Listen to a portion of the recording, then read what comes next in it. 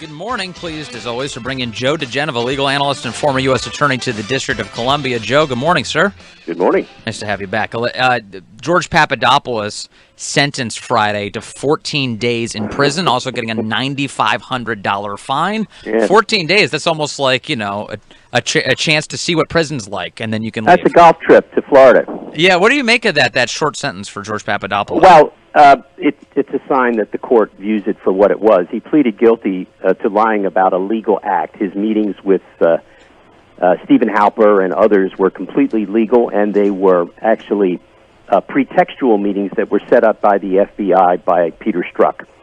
When all is said and done, Mr. Papadopoulos turns out to be a fool, an idiot, and a dumbbell. But that said, his plea is a nothing burger. What does matter is that this is going to be a bad next 30 days for a bunch of people in the FBI and the DOJ under Obama.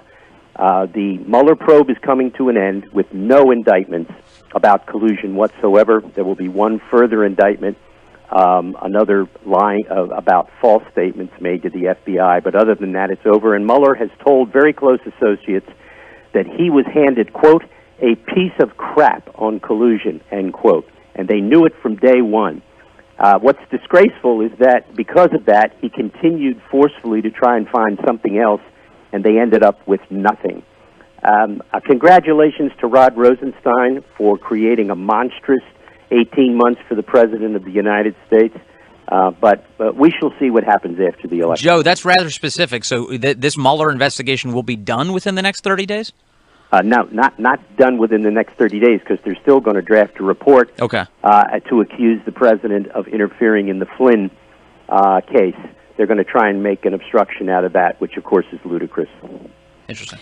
One of the things that George Papadopoulos gave an interview to CNN, and he provided some details about the Millian character that we've heard about several times, who keeps popping up here. And he says that he was also, because he said he was contacted by Stephen Halper, and he said he was also contacted by this Russian, and he said he reached out to him out of the blue on LinkedIn, just the way Stephen Halper did, and he said he proposed what he felt was a shady business deal to him, and he rejected it flat out and thought it was suspicious.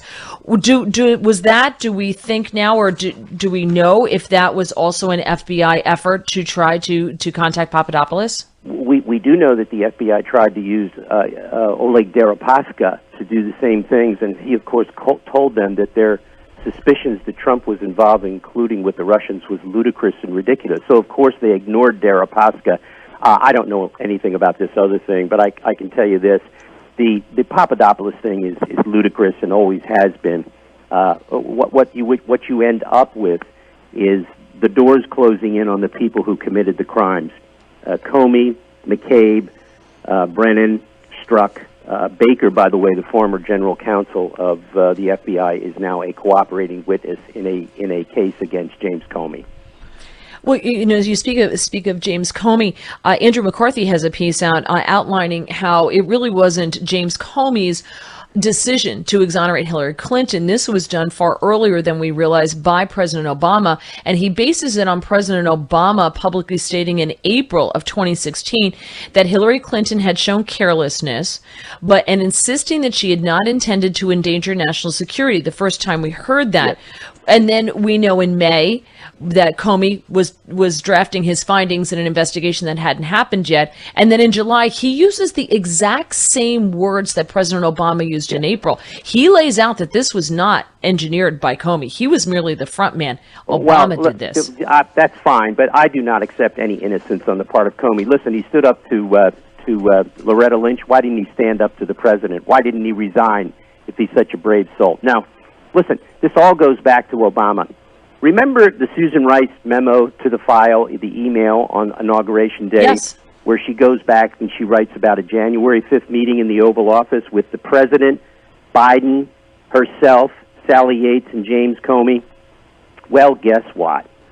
That's how they decided that they had to get Michael Flynn. That meeting, remember how that the memo says the President wanted to insist that all intelligence and law enforcement efforts in this matter, the Russian interference, are done, quote, by the book.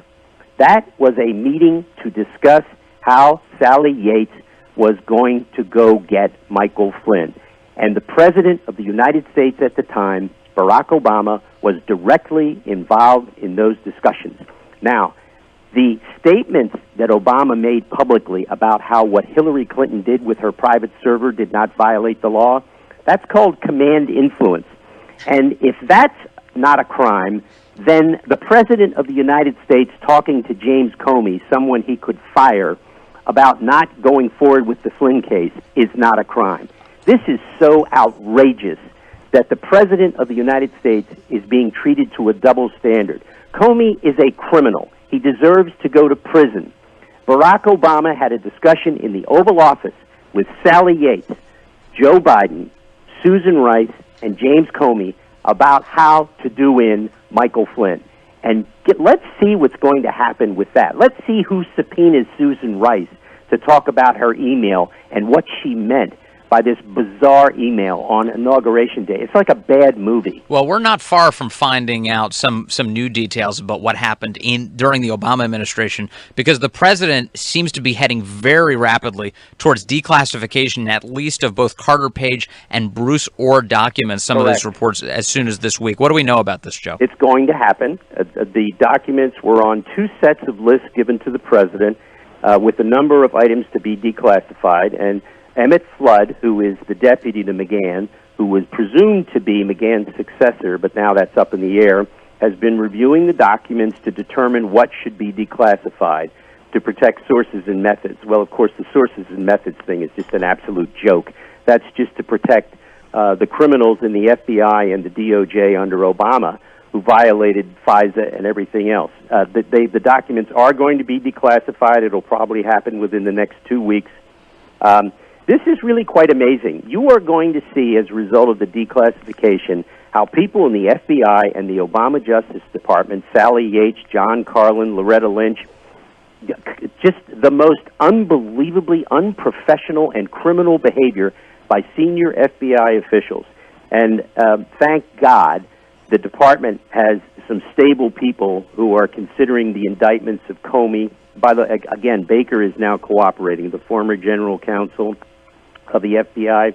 This is a scandal that the New York Times doesn't want to talk about. They want to print an anonymous piece of garbage from somebody who may not even exist, and we're supposed to ignore the crimes that were committed by the Obama administration. It's not going to happen, folks. They're going to pay a price. The Obama people are finally going to pay a price. Well, I know one man who's not ignoring it. It's Joe DiGenova. Thank you, as always, Joe. Really appreciate it, sir. You bet, guys.